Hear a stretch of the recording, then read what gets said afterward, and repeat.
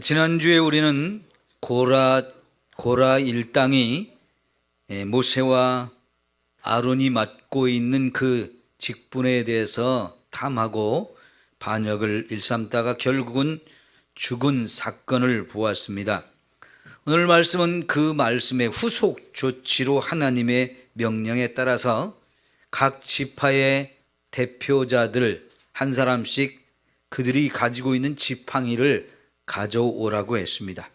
그래서 12개의 지팡이가 모여졌는데 하나님은 그 지팡이를 하나님의 성전 지성소 안에 하나님의 법궤 앞에 가져다 놓으라고 했습니다. 그러면 하나님이 선택한 사람의 지팡이에 싹이 날 것이다. 그 싹을 통해서 하나님이 선택한 사람이 누구인지를 확실하게 보여주시겠다고 하셨어요. 그렇게 해서 12개의 지팡이를 이제 성막 가장 깊은 곳 하나님이 임재하여 계신 법궤 앞에 12개의 지팡이를 가져다 놓았죠. 그리고 하룻밤이 지나고 그 다음 아침에 이 지성소에 들어가서 지팡이를 살펴보니까요, 각 지팡이마다 이름이 써 있는데 아론이라고 써 있는 그 지팡이에 우미 돋고 싹이 트고 꽃도 피고 살구 열매가 맺어졌다 하는 것입니다. 그걸 가지고 나와서 백성들에게 보여줄 때 확실하게 분명히 드러나죠. 누구의 지팡이에 싹이 난 거예요? 아론의. 그러면 그 아론이 하나님께서 선택한 사람이라는 게 이제 확실하게 드러났거든요. 오늘 이 말씀을 통해서 하나님이 저와 여러분에게 주신 말씀의 의미, 또 저와 여러분이 또 깨달아야 될 것이 무엇인지를 우리가 생각해 보겠는데요. 우선 여러분, 하나님께서 아론을 선택하셨어요. 그러면 여러분, 왜 하나님이 아론만 이렇게 사랑해 주신 건가요? 아니요, 그게 아닙니다. 모든 백성이 다 하나님의 백성이기 때문에, 그리고 그들 위해 지도자로 세워진 사람들도 다 하나님이 세워주신 사람이지만, 지금 하나님께서 아론의 지팡이에 이 싹이 트고 꽃이 피고 열매까지 맺게 하신 것은 하나님께서 그 아론에게 맡겨준 거룩한 직분인 이 제사장 직분이 얼마나 중요한지를 보여주는 것이고, 그것은 결국 하나님이 선택하고 세운 사람만 그 일을 감당할 수 있다 하는 걸 보여주시는 겁니다.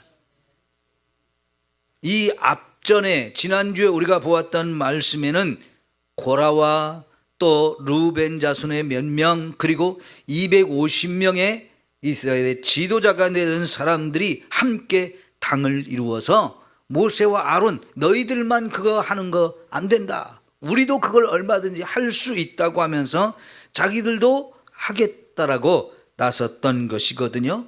그런데 여러분, 이 제사장 직분은 인간이 되고 싶다고 해서 되는 것이 아니라는 거예요. 전적으로 하나님이 세워주셔야만 그것을 감당할 수 있다는 거지요.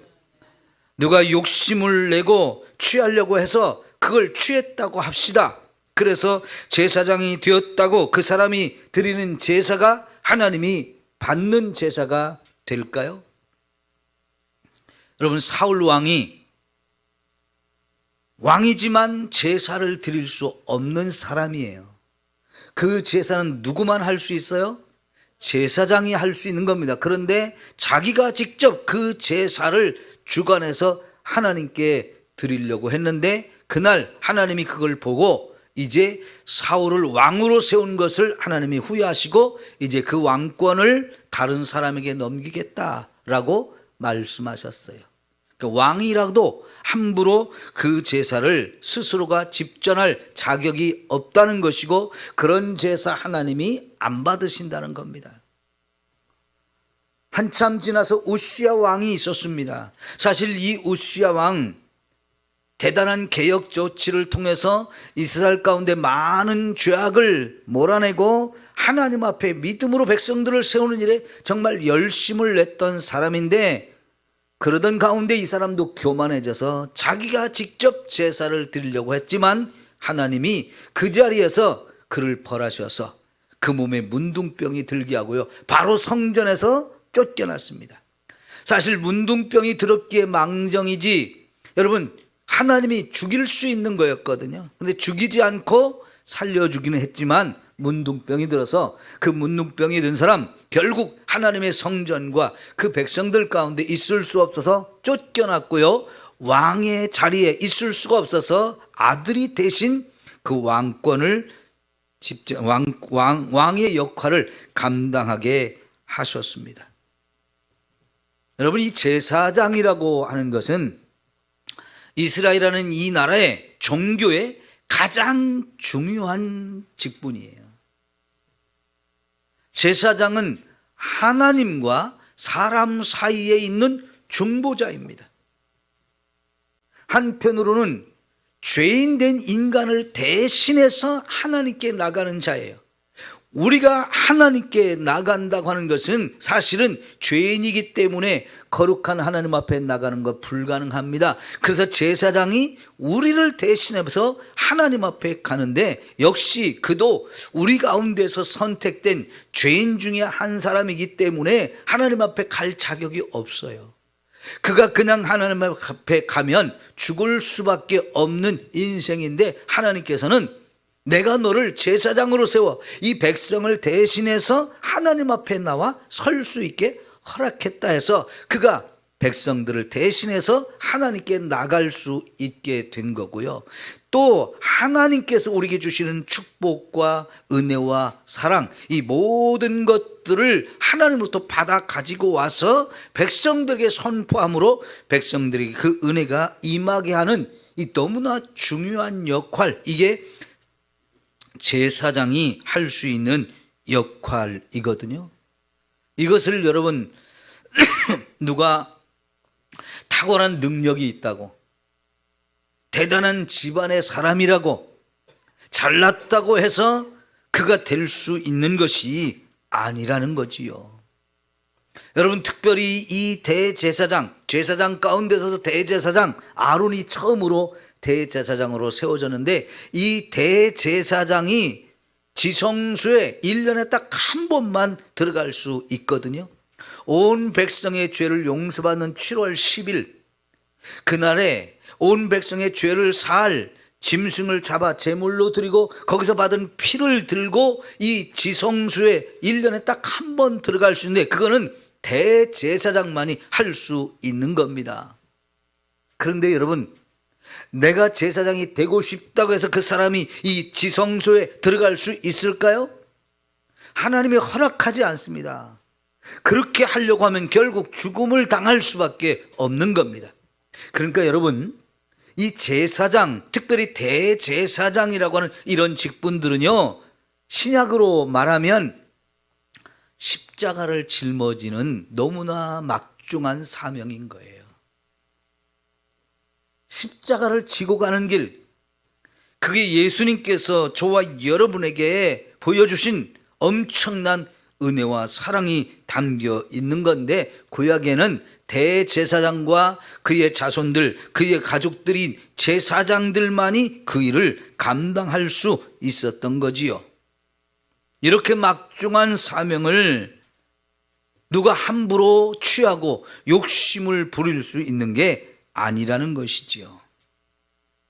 그런데 고라와 레위지파 사람들, 그리고 그 편에 가담했던 그 무리들이 결국은 이런 욕심을 부리면서 대적했다가 하나님 앞에 죽음을 당했잖아요. 이 사건의 후속 조치로 하나님이 지금 이렇게 아론의 지팡이에 싹이 나게 하신 것은, 이 제사장 직분은 전적으로 하나님만이 사람을 선택해서 그 사람만이 그 일을 감당할 수 있다고 하는 것을 보여주심으로 인해서 이 제사장 직분의 신적인 정통성, 하나님에 의해서 세워진 사람만이 할 수 있는 이 신적인 정통성을 그에게 부여하고 모든 백성이 순종하게 하셨던 겁니다. 한 걸음 더 나가면 이 제사장 직분이 결국은 왜 이렇게 중요할까요? 이 제사장, 구약의 제사장들은 모두가 예수님을 예표하는 사람들이었어요. 앞으로 오실 메시아가 우리를 위해서 감당해야 될 일이 바로 이 일이라는 것. 결국은 우리의 죄를 하나님 앞에 가지고 가서 그 죄를 다 용서받는 역할을 하는 이 사명, 이게 제사장들이 하는데, 이것은 구약의 제사장들은 한계가 있었어요. 제물도 소나 양이나 염소를 드리는데 그것도 한계가 있는 것이고, 이 제사장들도 한계가 있기 때문에 사실 우리의 죄를 하나님 앞에 용서받는 것도 한계가 있을 수밖에 없습니다. 그러나 그들이 그 일을 감당하면서 결국은 이 다음에 하나님이 우리에게 보내신 메시아가 오시면 우리의 죄를 완벽하게 해결해 줄 영원한 대제사장이 될 것을 보여주고 예표하는 사람들이었던 거지요. 그래서 여러분, 우리 신약 성경 히브리서 3장 1절 말씀을 한번 찾아보겠습니다.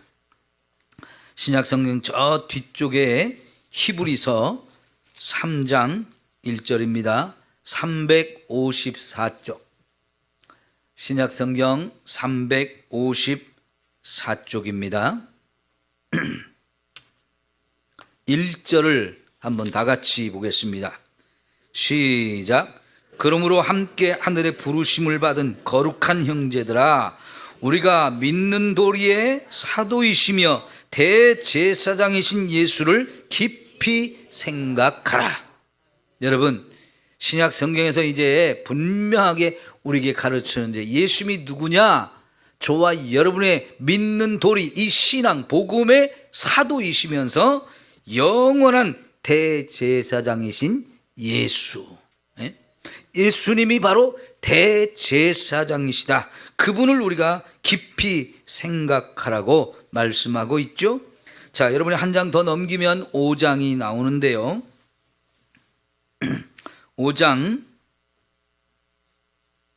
1절부터 볼게요. 대제사장마다 사람 가운데서 택한 자이므로 하나님께 속한 일에 사람을 위하여 예물과 속죄하는 제사를 드리게 하나니, 이게 제사장들이 하는 일이죠. 사람의 죄를 용서받기 위해서 제물을 드리고 제사를 드리는 이 일을 하는 사람, 이게 제사장이에요. 그러면 이 제사장들은 하나님께서 택한 자라고 했는데요, 그가 무식하고 미혹한 자를 능히 용납할 수 있는 것은 자기도 연약에 휩싸여 있음이라. 그러므로 백성을 위하여 속죄제를 드림과 같이 또한 자신을 위하여도 드리는 것이 마땅하니라. 여러분, 이 대제사장이라 할지라도 연약한 사람 가운데서, 죄인 가운데서 선택한 사람이기 때문에 다른 사람의 죄를 위해서도 제물을 드려 그 죄를 용서받아야 되지만, 그 자신도 죄니까 자기를 위한 속죄제도 드려야 되는 연약한 존재라는 거예요. 자, 그렇지만 이게 너무나 존귀한데요. 4절, 이 존귀는 아무도 스스로 취하지 못하고 오직 아론과 같이 하나님의 부르심을 받은 자라야 할 것이니라. 어떤 누구도 제사장이 되고 싶다고 해서 스스로 될 수 있는 사람은 없다는 겁니다.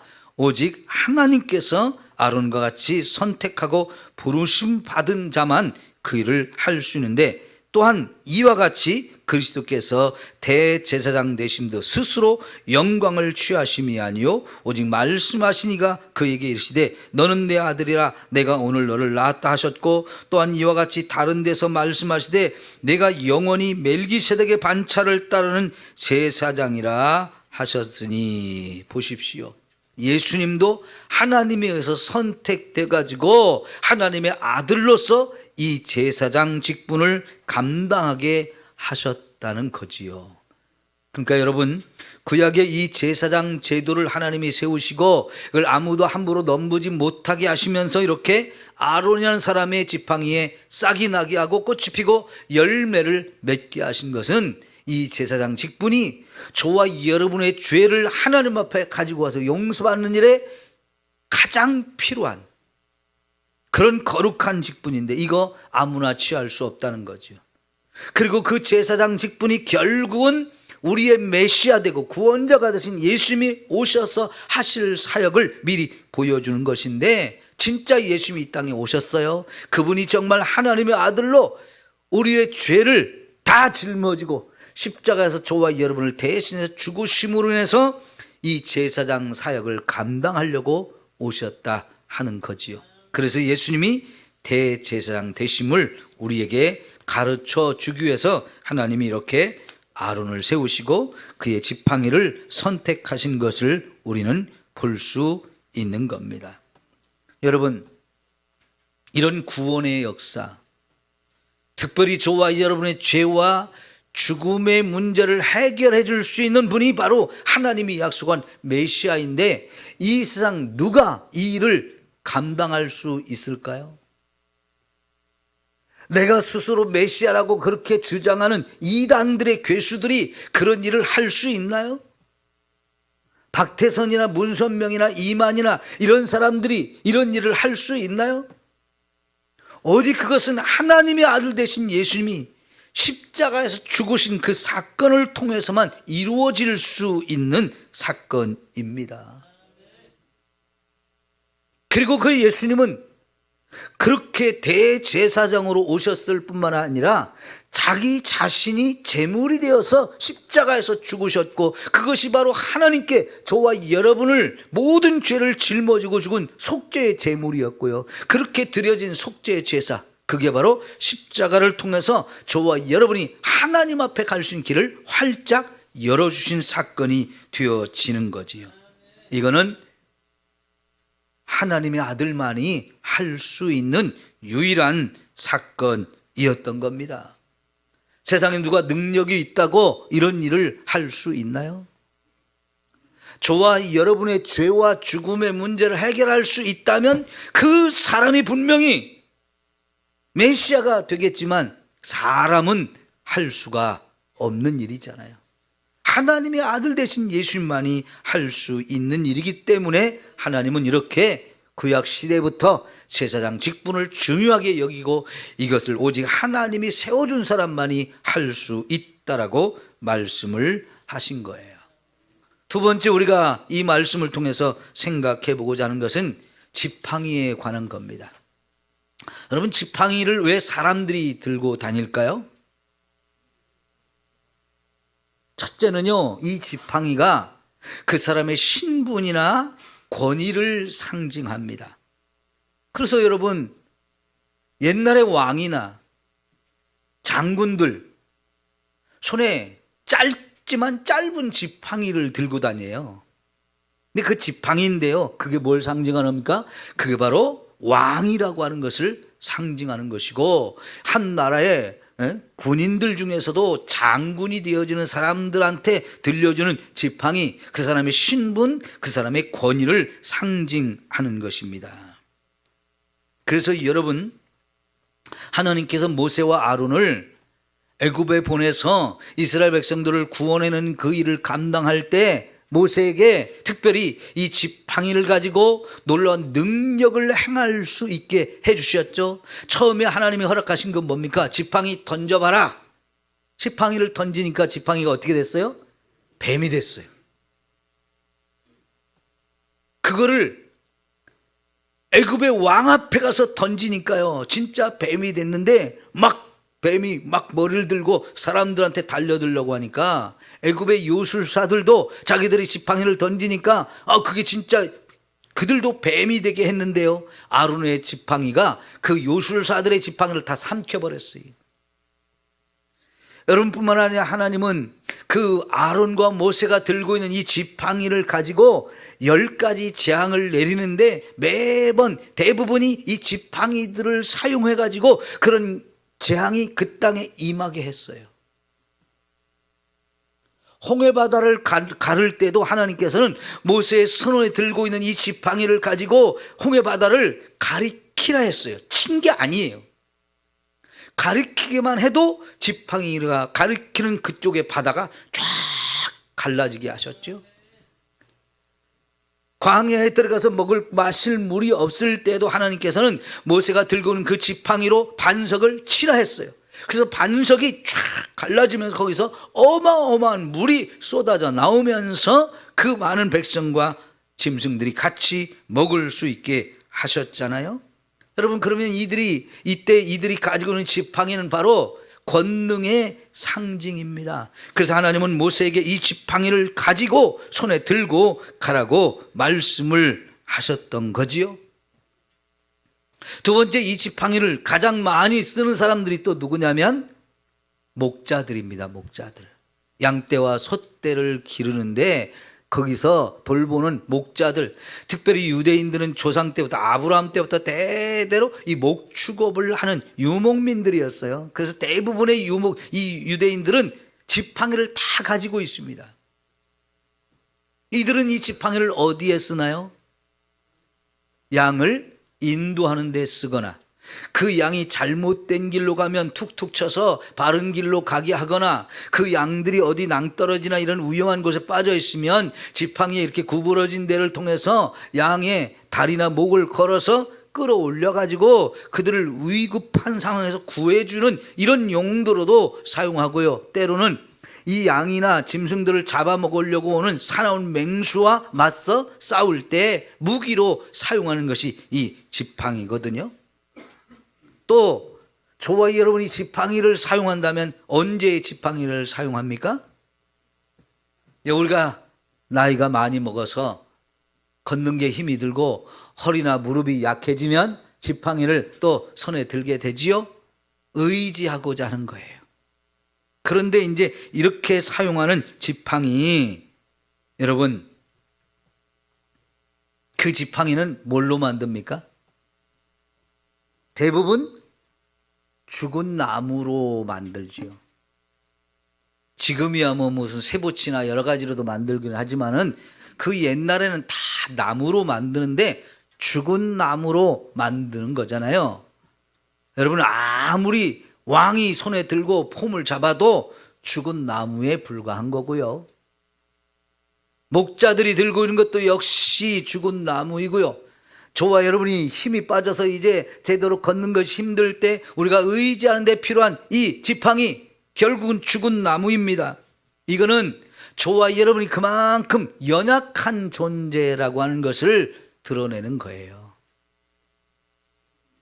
그런데 여러분, 그 죽은 나무에 하룻밤에 움이 트고 싹이 나고 꽃이 피고 열매까지 맺었어요.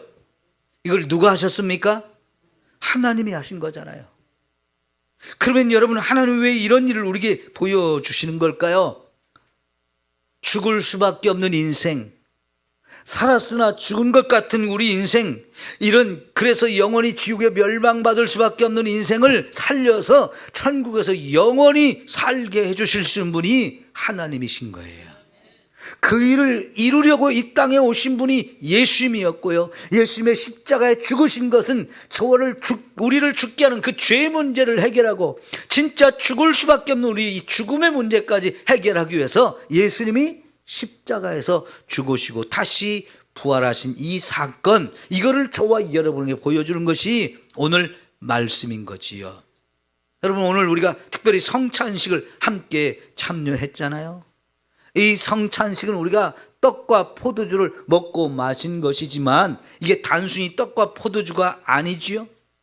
집에서도 얼마든지 우리가 사서 먹을 수 있는 것이고 만들어 먹을 수 있는 것이지만 우리가 예배 가운데 이렇게 성찬식을 행하는 것은 그 떡이 예수님의 살을 의미하고 이 포도주가 예수님의 피를 상징하는 것이면서, 그래서 우리는 그 예수님이 십자가에 죽으신 그때 그 사건을 기억하고, 그리고 거기서 예수님의 살이 찢겨지고 흘린 피를 기념하면서 이것을 내가 먹고 마시는 것은 믿음으로 예수님의 살을 먹고 예수님의 피를 마시는 사건이 되어지는 거예요. 그러면 오늘 요한복음 6장에서 아까 제가 읽었는데요, 하신 말씀이 뭡니까? 내가 곧 하늘에서 내려온 생명의 떡이다. 내가 나의 살을 찢어서 나의 피를 흘려서 너희에게 주어 먹고 마시게 할 건데, 내 살을 먹지 아니하면, 내 피를 마시지 아니하면 너희에게 생명이 없다.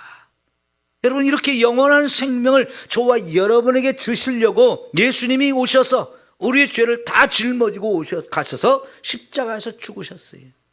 나를 살리기 위한, 나를 대신해 죽은 죽음이에요.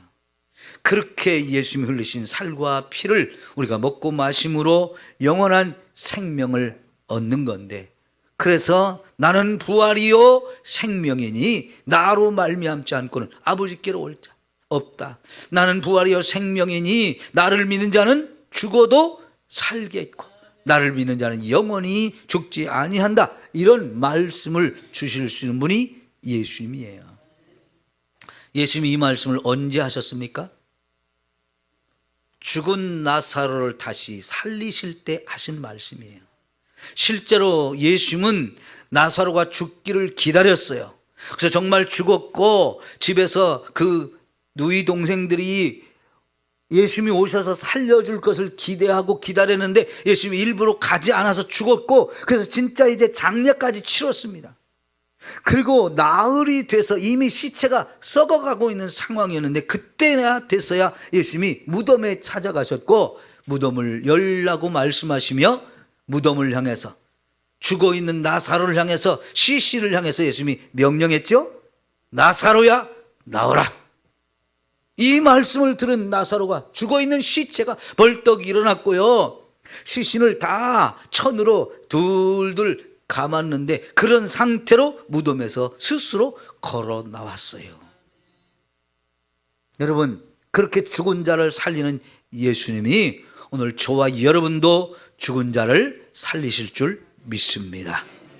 죽은 나무를 살려서 um이 트게 하고 싹이 나게 하고 꽃이 피고 열매를 맺게 하는 이 놀라운 신비한 기적을 이루신 하나님, 이거는 말도 안 되는 것 같지만요, 하나님이시기 때문에, 창조주이고 우리 생명의 주인 되신 분이기 때문에 죽은 나무를 살리듯이 죽은 저와 여러분도 얼마든지 살릴 수 있는 생명의 주인이 바로 하나님이시고 예수님이란 사실을 저와 여러분에게 보여주신 사건입니다.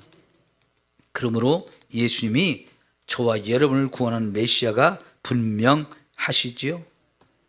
예수님이 부활한 것처럼 저와 여러분도 부활하게 하실 줄 믿습니다. 이거는 예수님만이 하실 수 있는 놀라운 기적이고 축복인데요, 그 축복을 오늘 저와 여러분에게도 다 허락하셨어요. 예수님을 믿는 사람에게 허락하신 이 너무나 귀한 축복이죠. 부활의 생명이 이미 저와 여러분에게 주어졌고 천국에서 영원히 살 것을 믿으시기를 바랍니다. 그래서 여러분, 하나님은 이제 아론의 이 쌍난 지팡이를 다시 성막 안으로 가지고 가서 지성소 하나님의 법궤 앞에 놓으라고 말씀하셨고, 시간이 지나서 그 법궤 안에 이 지팡이를 넣으라고 하셨어요. 그래서 이스라엘 백성 모두가 다시는 이런 고라와 같이 반역하지 않게 하고 하나님이 세우신 이 직분을 함부로 욕심부리지 않게 하고 그것 때문에 죽는 일이 있어서는 안 된다고 하시면서 이것이 하나의 표징이 되게 하리라고 말씀을 하셨죠. 여러분, 이제 이 지팡이를 보면서 저와 여러분은 예수 그리스도를 생각하셔야 되고, 그 예수 그리스도가 십자가에 죽어서 저와 여러분의 모든 죄와 죽음의 문제를 해결하고 우리를 영원한 생명의 길로 인도하신다는 사실을 우리는 다시 한번 확신을 갖고 믿음 위에 굳게 서기를 축원합니다. 할렐루야. 저와 여러분은 죽어도 다시 삽니다. 그 생명은 또다시 죽는 생명이 아니라 영원히 죽지 아니하는 참 생명이라는 사실을 기억하시기 바랍니다. 기도합시다. 좋으신 우리 하나님 아버지, 감사합니다.